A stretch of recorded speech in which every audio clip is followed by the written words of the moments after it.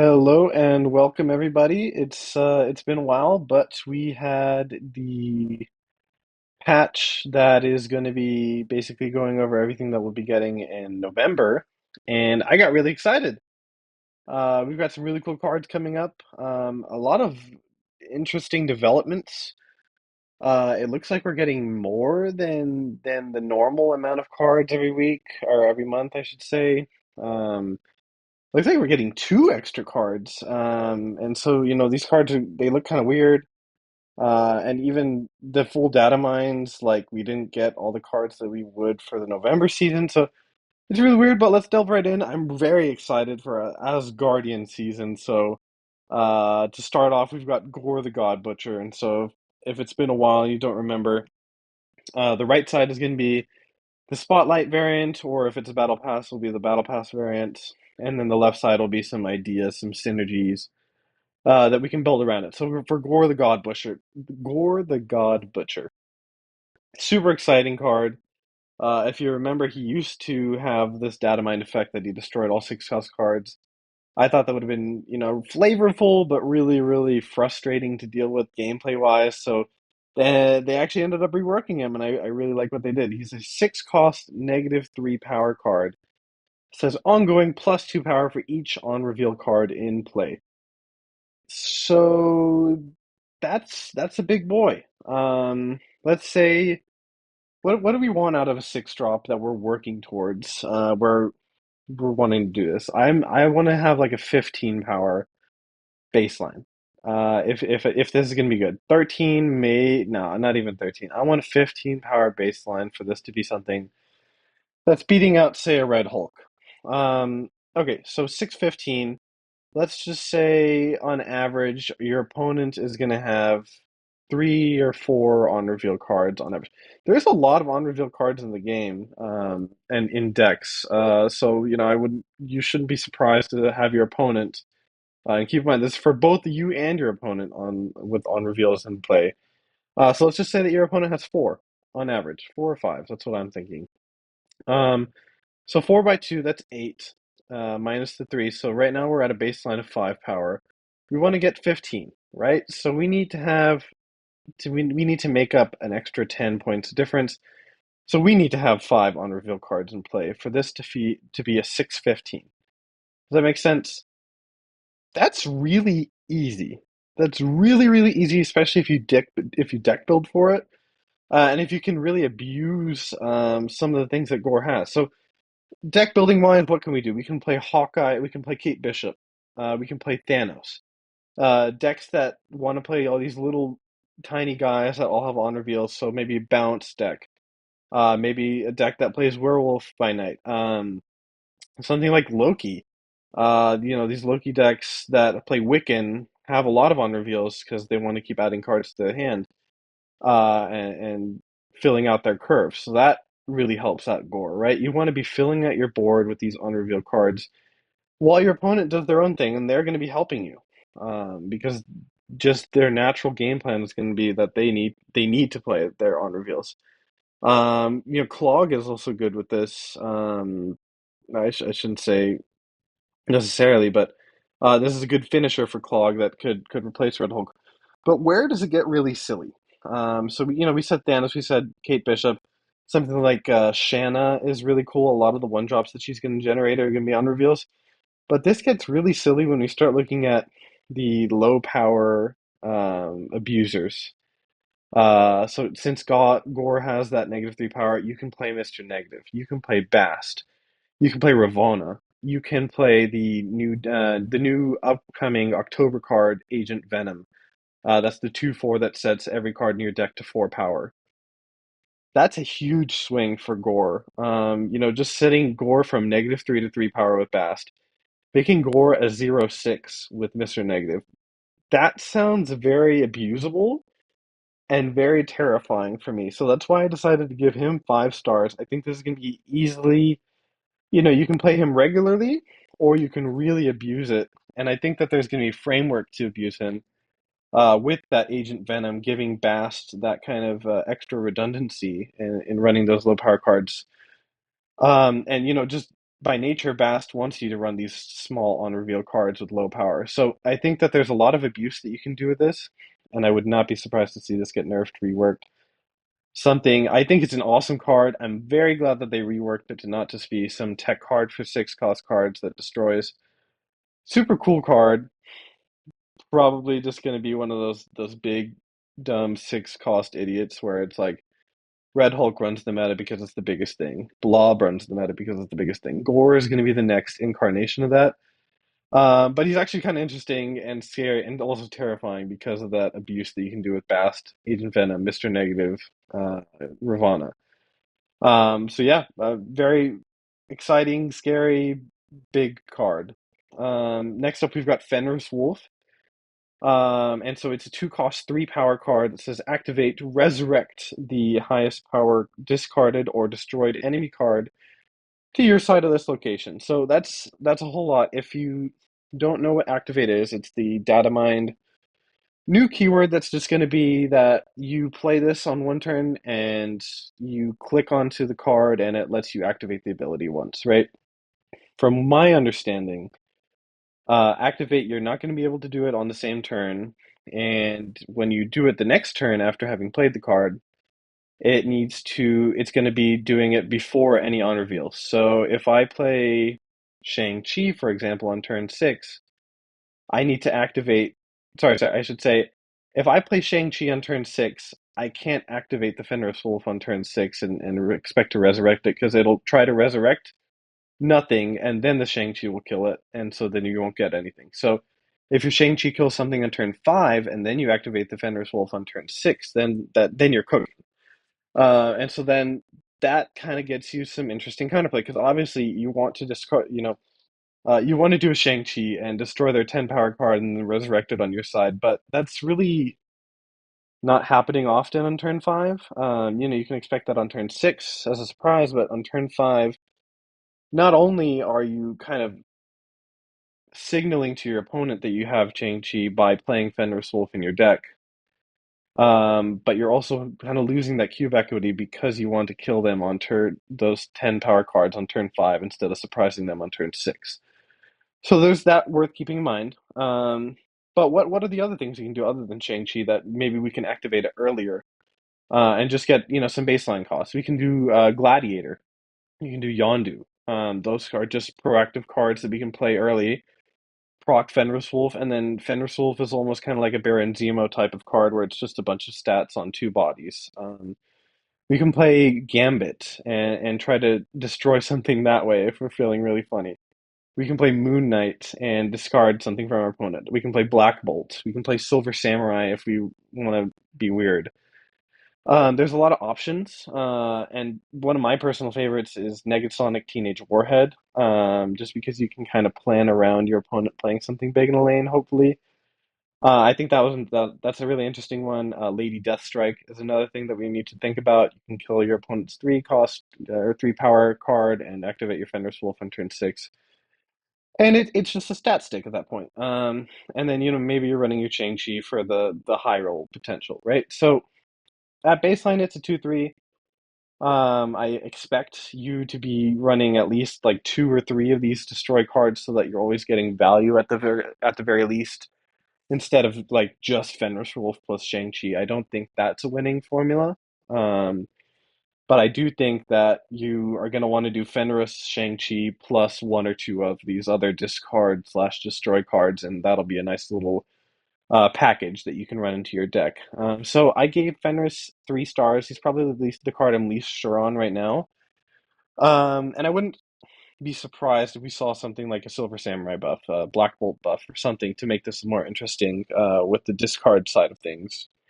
But yeah, really interesting card, a big stat stick. I just don't want this to be something that's overhyped because it does kind of look like a Baron Zemo when you think of if you get excited by Yondu or Gladiator, it's kind of just a Baron Zemo in that it's just 2 bodies on it's a bunch of stats split over 2 bodies, but Baron Zemo isn't really cutting it right now. So I gave it 3 stars for now. Next up, a card I'm very, very excited for, probably the card I'm most excited for, Surtur. He is a 3 cost, 3 power card that says after you play a card with 10 plus power, or 10 or more power, I should say, this gains 4 power. So you're going to be going from a 3-3 to a 3-7 to a 3-11 to a 3-15 to a 3-19.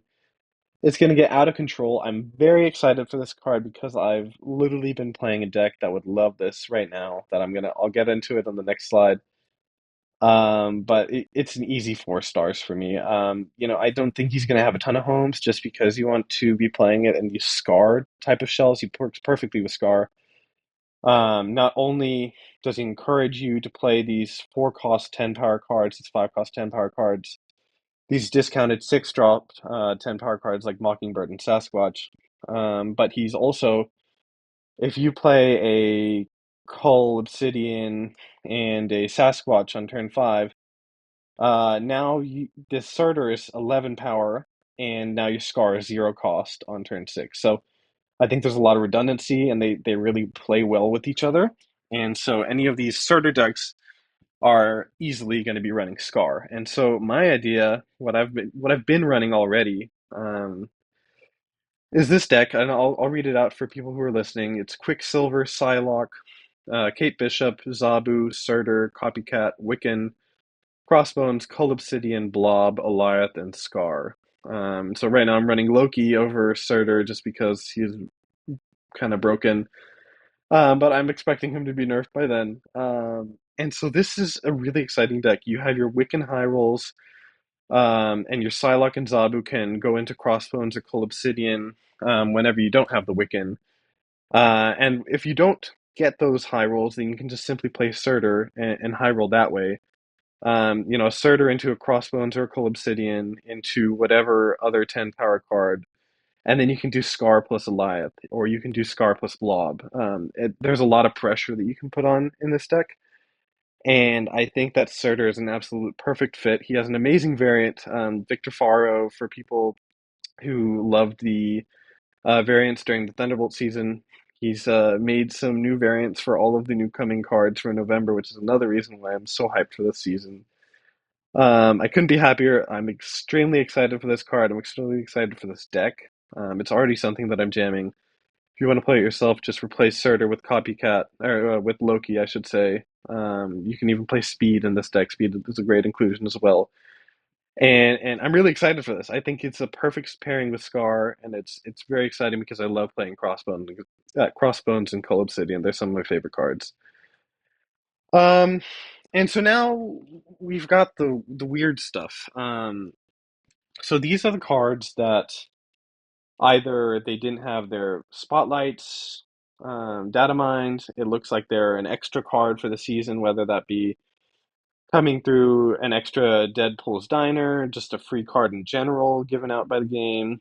They've been data mining some packs where you can get free cards, so maybe that's where we can expect to get these extra cards. But from what I'm understanding is that this one looks like it's going to be in the Spider-Man season in September, which is right around the corner. So without further ado, this is Tombstone.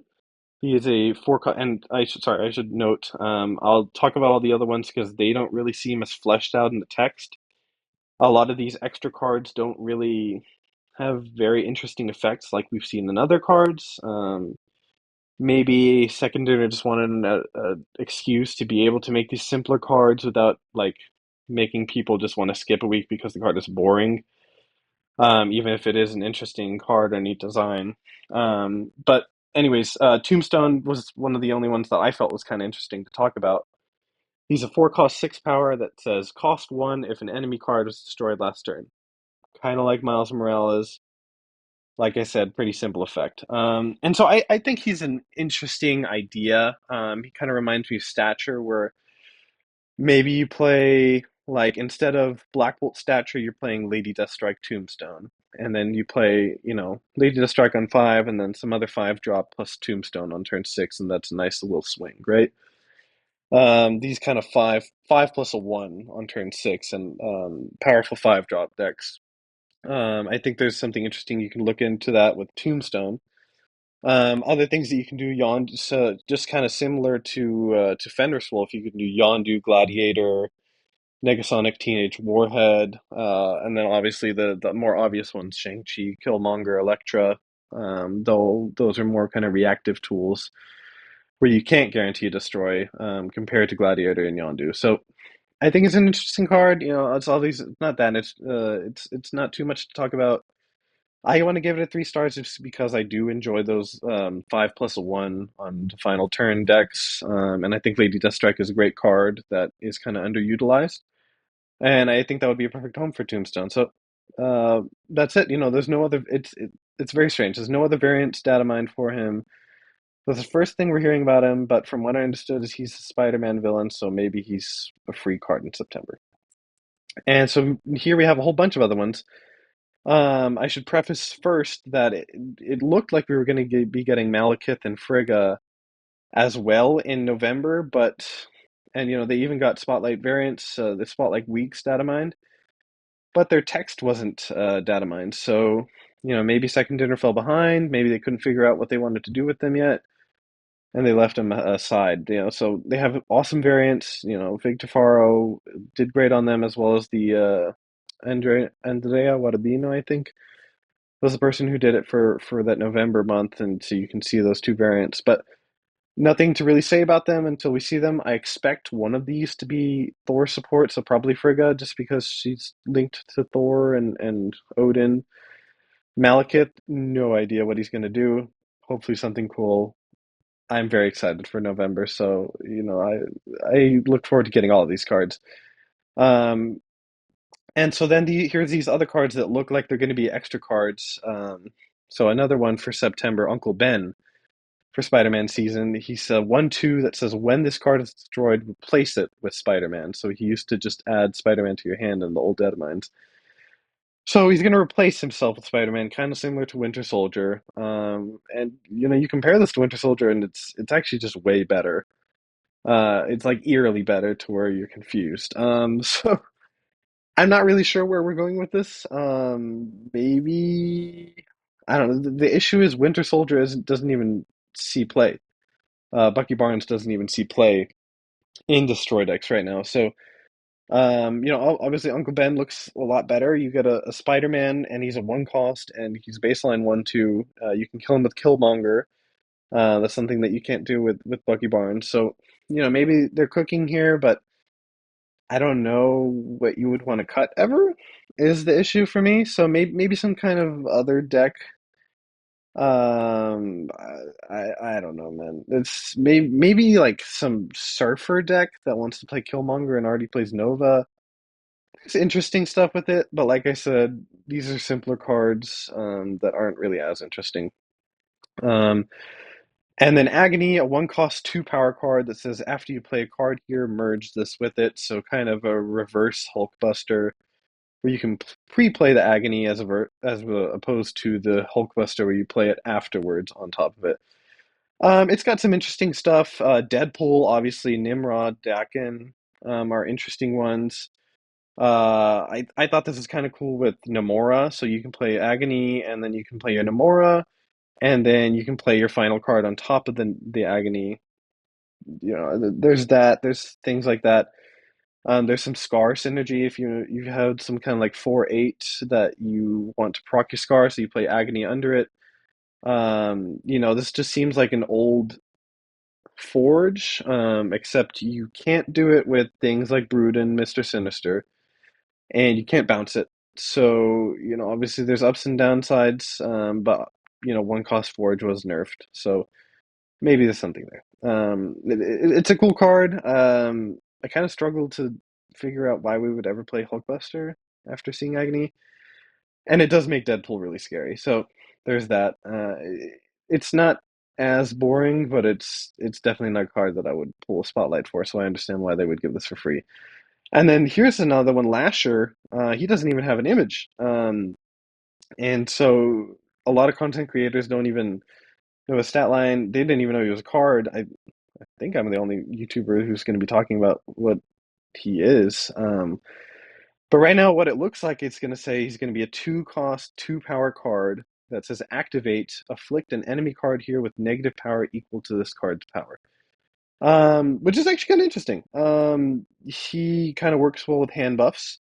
He's a baseline 2/4, assuming that you play him on 2, so obviously not as good as turn 6 because the activate keyword won't proc. and you need something in the enemy lane. But he's got that afflict synergy. He's got hand buff synergy. I think he's pretty interesting. Nothing crazy, but it's something. Like I said, these cards aren't that interesting to talk about. It's just something to consider. Maybe some deck wants to toss them in. And then we had a whole bunch of changes to previously datamine cards. A lot more than we usually see. First off, we got Araña. She goes from a 2/2 to a 1/1. And so instead of being the last card played, it's the next card you play. So, like I said, it looks like Activate is going to be proccing before your cards flip over. But as a 1/1 that gives +2, this seems really good. This seems really, really good. I don't see. I thought she was already good as a 2/2. Um, as just kind of like a pseudo forge that any move deck would want. Multiple man, Human Torch. They all love this effect. As just they want the hand buffs and they want the move, and so they get to double that up and prepay it beforehand. It's just insane, in my opinion. So I think Araña is probably one of the best cards. I think it's very overtuned as a 1/1. I thought it was a 2/2 is fine, but nevertheless, definitely get that card. Misery went from a 5/10 to a 4/7. We don't remember what she said. She says on reveal, repeat the on reveal abilities of your other cards here, then destroy them. Um, so kind of awkward, because the original idea was that you wanted to do this with Electro, and this is like perfect follow up to Electro. But now it's not as perfect into that. I mean, you still could, but you'd rather just play Cersei, Lady Deathstrike, Blink. And so now it's kind of in this awkward position. You're still happy killing an Ironheart. You're still happy killing. Uh, that's really it. It seems interesting with junk. Is something that I'll say. You kill a White Widow, you kill a Debris, you kill maybe even a Kate Bishop. I think that you need to keep in mind that when you kill your own cards, you're basically subtracting that. So if I kill a Debris, then I just played a 4/4 that copy Debris. That's just basically an absorbing man, which is not that impressive. So I still don't think this card is insane. I think it has interesting potential, and it's probably the one that I'm least sure about. But yeah, I don't know. It's an interesting card. We'll see how it ends up doing. Likely just going to be a junk card, if anything. Madam Web was absolutely cracked as a 2/3. She says ongoing, you can move one of your other cards away from here each turn. She got nerfed from a 2/3 down to a 2/1. Thank God that card seemed absolutely broken, made Jeff look totally miserable. And I still think Madam Web is going to be insane.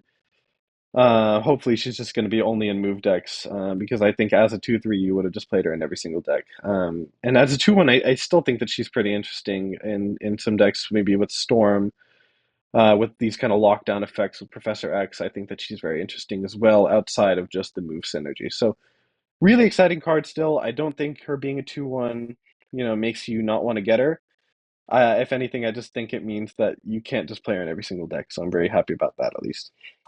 Scream, probably the one I'm most surprised about.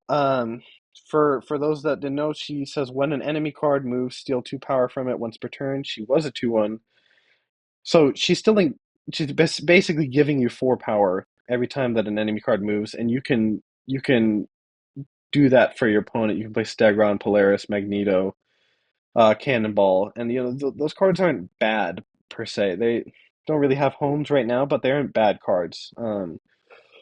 And so, Scream is already cracked as a 2/1, I thought, because you're getting 4 power every single time you move. So if you move something on turns 3, 4, 5, and 6, that's what, 16 power, 16 swing. And so they buffed her to be a 2/2 now instead of a 2/1, even though I already thought she was ridiculous. So it's a card I'm very excited for. I love the gameplay that she's encouraging, the cards that she's encouraging. I love playing Stegron. I love playing Cannonball. I love moving my opponent's cards. I love playing Magneto. So I'm very excited for this card. I think it's totally broken. I thought it would get nerfed. But as a 2/2, it's absolutely insane. A must have. And then finally Toxin. Another card I didn't expect to get buffed, and I certainly didn't expect it to get a cost decrease. For those that don't know, this was a 3/2 that said on reveal, return your other cards here to your hand, +2 power for each returned. Now it's a 2/1. Um, so you compare this to Beast, you're getting power instead of a discount, but it's the same cost baseline. And now you can do Toxin plus Black Swan. That's another like that. The big play that you did before was Falcon plus Black Swan on turn 5 and bounce. Now you can do Toxin, and that's just a 2/7 if you bounce 3 cards. That's ridiculous. I think this card is crazy now. I thought it was fair. I don't know, I could have seen it maybe going to a 3/3, but maybe it was fine, depending on what the devs thought. But reducing the cost is insane to me. I think this card is insane. A lot of bangers. A lot of these cards look absolutely cracked after the changes. I'm really excited. One last thing I forgot to mention for Scream is this is going to be after the Spider-Man season, after Madam Web, after Aranya, after these insane cards. So I wouldn't be surprised Scream also targeting these OP decks. These decks playing Jeff, these decks playing Nightcrawler just because they want to, on top of the inbuilt synergy. So really excited. Like I said, I think all these cards are insane. I think September, October, November have almost every single card is a must get. So prepare your keys, prepare your tokens, figure out which hard decisions you're going to have to make, which ones you're going to have to cut. Because I am personally not prepared for that. I don't know what I'm going to decide that I need to skip on. There's too many exciting cards. But without that, thank you guys for watching. This patch was amazing. There's a whole bunch I didn't even get to talk about. New split effects, new variants. This is probably the best datamine variants, datamine that we've had in a long time. A lot of really cool variants that I didn't even get to talk about. Like I said, Victor Faro has these new variants for the November season that I'm very excited for. There's a new artist on the scene. I forgot his name, but he was Italian, and so the Sebastian Shaw is just one of his. His art style is incredible. Kim Jacinto Doctor Doom is coming out later. Very, very excited for what Snap has coming up. This new pack opening feature, new borders, Cosmic Black hopefully coming. We just got a huge update today with location reworks and cosmetic reworks. A lot of things. The devs are doing a great job, I think. Only thing I want is a buff to Black Panther, Master Mold, and Silver Samurai, and I'll be happy. But I'm absolutely content. Great data mines. I'm very excited. I'm beyond excited to see, I guess, the Frigga and Malekith in the future, as well as just understand, finally figuring out what are these extra cards doing, or how are we going to get them? What's the plan here? So once again, really excited, looking forward to it. Please let me know your thoughts. This is probably the most excited I've been about Marvel Snap in a long time. And that's saying a lot because I really like this game. So thanks again for listening, and see you guys next time.